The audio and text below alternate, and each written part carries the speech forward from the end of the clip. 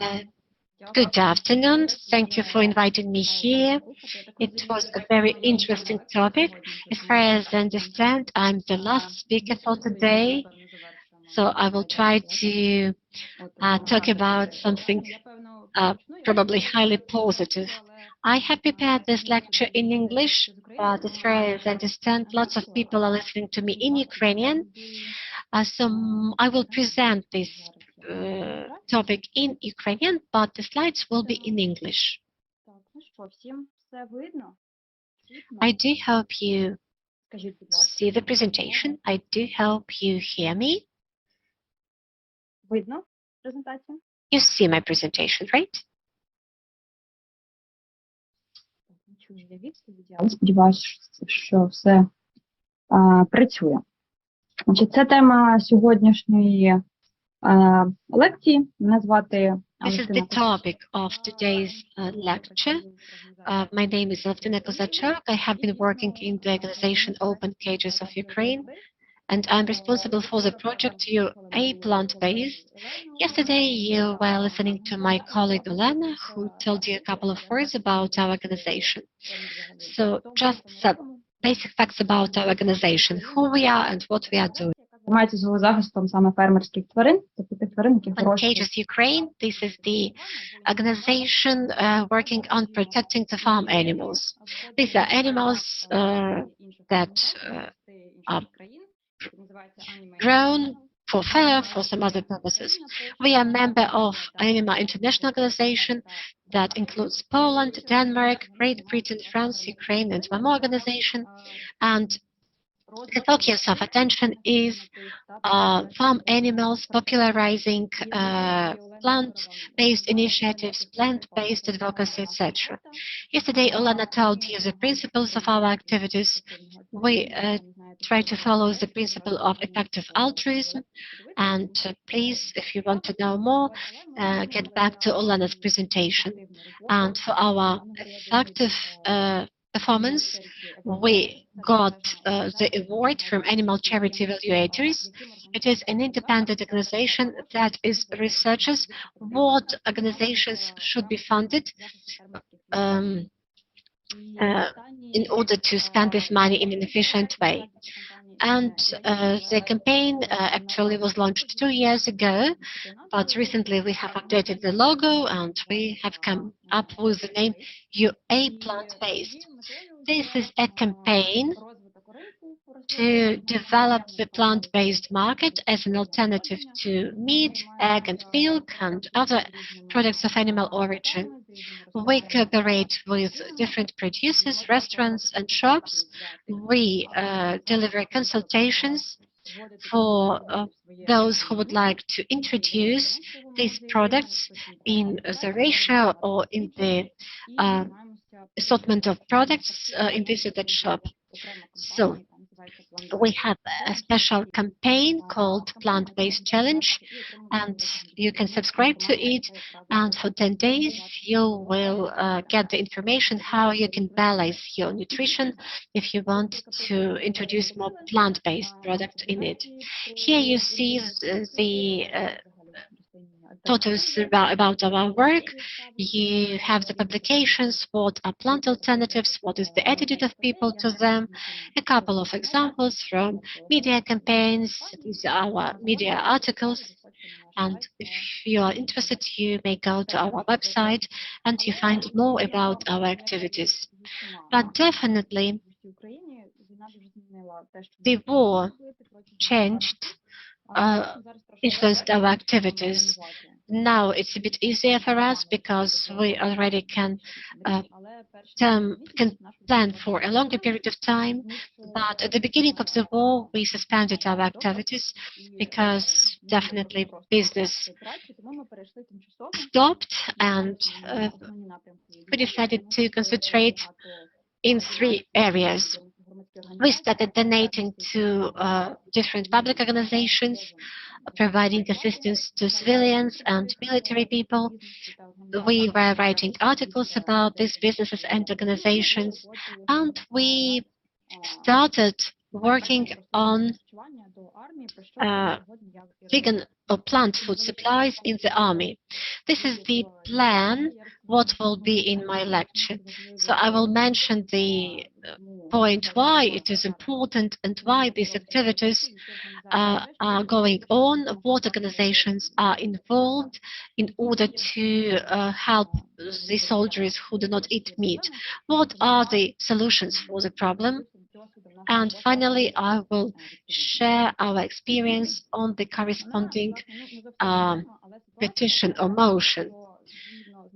So according to our recent research, 1 in 5 Ukrainians either don't eat animal products at all or try to minimize their consumption. And this is a unique slide because this is a recent research. It has not been published as yet, and there are lots of information there, but this is one of the key points. And there are lots of reasons for this. Here you see the top reasons why people choose not to eat these products or reduce these products. First of all, this is ethical. Lots of people do not want to participate in the system of farm animals. Olana was talking a lot yesterday about it. The environmental issue is also becoming topical. We know how farming influences the environment. We know that it is one of the biggest pollution issue. It is the source of greenhouse gases, and therefore lots of people want to take into account environmental issue. There are also religious reasons. Lots of people actually try to participate in religious fasting, and in Ukrainian, the number of such people is really big, up to 70%. And also there are health-oriented reasons. It means people would like to eat more plants because they consider them to be healthier. And if this situation is in society in general, definitely the same situation is in the army.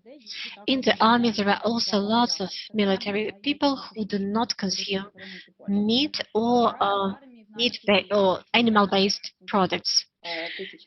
Now we have about 700,000 fighters in the Ukrainian army, and if we extrapolate our data to this particular figure, it means at least 1,000 will be more plant products oriented. And the majority of combat ration include meat, soup with meat, cereals with meat, so the choice is actually not big, and actually the ingredients are almost the same.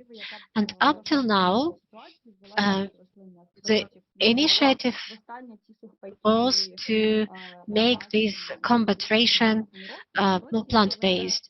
The last time this combat ration were updated was several years ago, but again, they still included lots of meat. And here you see two quotes from our vegan soldiers. Petro Pavlov has written, "For a vegetarian, military rations only contain 4 plain biscuits and coffee." And Pavlo Vyshababa, another Ukrainian fighter, he is well known among the Ukrainian military. He stated that many of my friends in the military are vegans or vegetarians, and like me, they stayed true to their moral principles and got undernourished. And during the first months of war, this person lost about 7 kilos of weight. So definitely the problem has not become obvious from the very beginning, but the moment we started thinking about it, there were organizations and businesses that wanted to resolve this problem, and they started doing it from the very first day. There is a Lviv Vegan Kitchen. This is the NGO in Lviv that every day cooks food for the civilians, for IDPs, and they cook plant-based products, and they also prepare combat ration based on plants and send them to the front. Also, there is another organization called Kozna Tvarina. They also cook plant-based menus for civilians, but also deal with military needs. And also there are some other producers that either do the same or donate their products to these two organizations. For example, here we have the organization that produces canned soy meat and sends it to the military. So there are organizations active in this field. So you can see how these packages look like. Every package is for several people for several days, and as a result, the ration of our soldiers, vegan soldiers, become more diverse. Here you see the examples of products. For example, maybe dried dishes, they maybe some fruit snacks, nuts, all the stuff. But all these foods often have certain issues. First of all, we are talking about packaging, which may be very inconvenient or heavy for the soldiers. As a rule, they do not include enough protein, fat, and calories because they are mainly carbohydrate products, and also they require cooking or refrigerating, which is not always possible in the front line because we are talking about combat rations. This is mainly dried fruit. Therefore, more specialized tactical food is in need. And immediately one of the soldiers, Petro Pavlov, became aware of it. And in June, he created the petition at the website of the Ukrainian president about introducing vegan and vegetarian combat ration for the armed forces of Ukraine. So actually he wanted these rations to be introduced for those who cannot eat meat or animal based products. And the petition has to get about 25,000 votes for 90 days. And when it was actually submitted, it was promoted in different channels in social media. I myself actually was a bit skeptical about it, but it became popular. Pavlo Vyshababa was actually very active in promoting this petition, and he is actually a public figure, he is a very well-respected figure, and therefore the petition got the necessary number of votes. And we also had our volunteer teamwork that was popularizing this petition or this motion. So for 2 or 3 months we have been very active. We were trying to research how we can create such combat ration in Ukraine, what are the solutions used in the other armies of the world, and we were actually doing the research. This is the example what can be done. Definitely it is not ideal because still we have here some glass containers, but at least you can understand what we can use in order to compose these combat rations. So we were trying to make a video for the military, and practically every day we were trying to cooperate with famous people, bloggers, celebrities, and we were explaining why it is important and how they can help us. And also we published different posters, flyers, etc. And definitely there were lots of people involved, and as a result the petition gathered a lot of attention. And again, you see the examples of articles published, you see the celebrities supporting this petition, and actually 1 week before the period it had 25,000 votes. And actually we were looking forward to this. So now we expect that the president will consider this petition and give the answer. But during all this period, lots of people asked us, is it so important now? Is it really timely?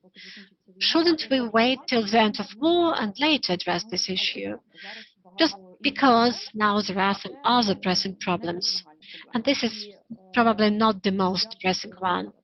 And I would immediately answer the question and explain why it is important right now. First of all, is it timely?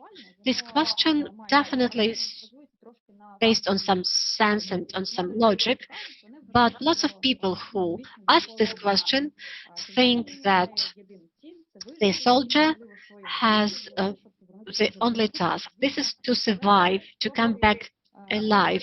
This is definitely so, but at the same time, one may have the impression that, well, a person should suffer because it is war and you cannot have all your habits satisfied.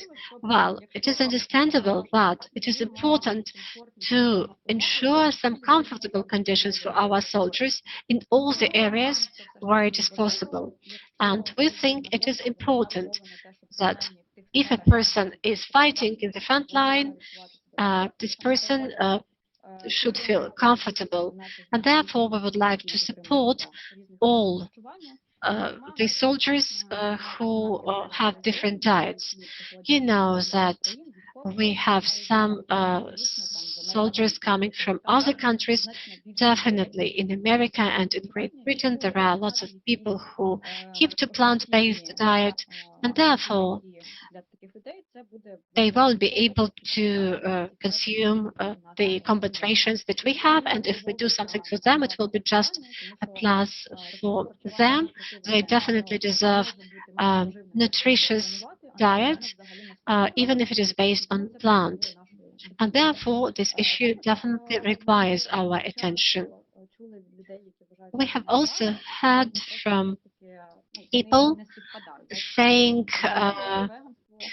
that, well, these are two opposite ideals. One, a person does not eat meat because he or she does not want to kill animals, but at the same time, this person is now killing somebody.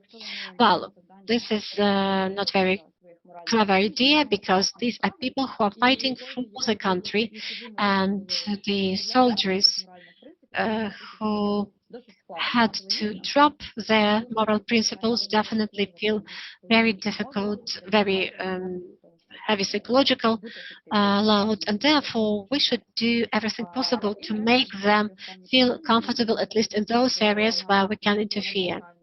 And there is also the statement that the war is already devastating enough when we are talking about the environment and health, and if we can take some very incremental solutions which will bring more environmental points to the environment, and if it is a plant-based diet, let it be. Let it be small but plus.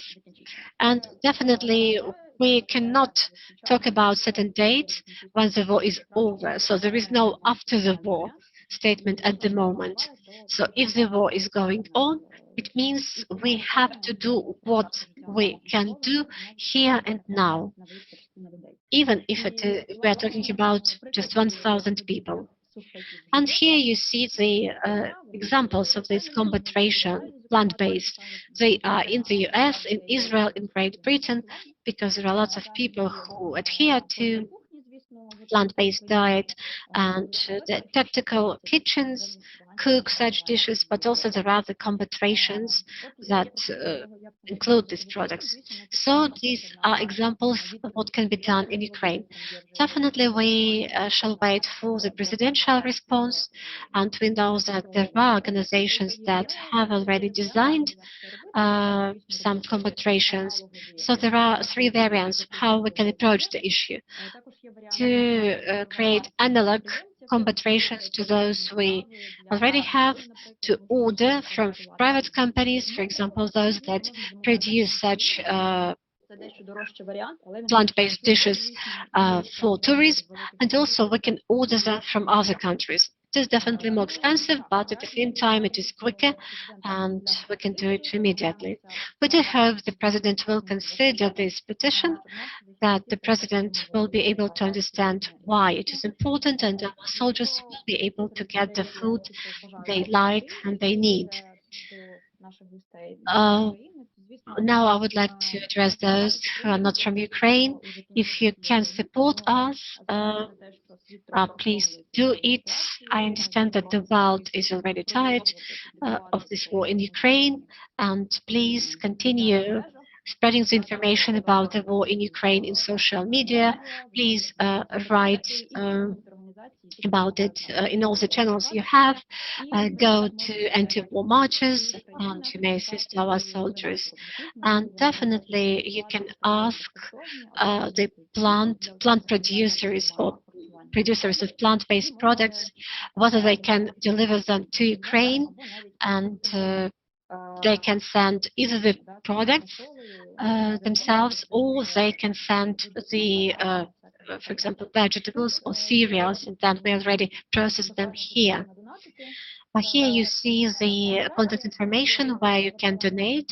You have the reference to our organization, Open Cages, and also you see Lviv Vegan Kitchen and Kozna Tvarina. These are two organizations that now feed our vegan and vegetarian soldiers. That's everything from me. If you have any questions, I'll be happy to answer them. Так, питань в чаті не бачу.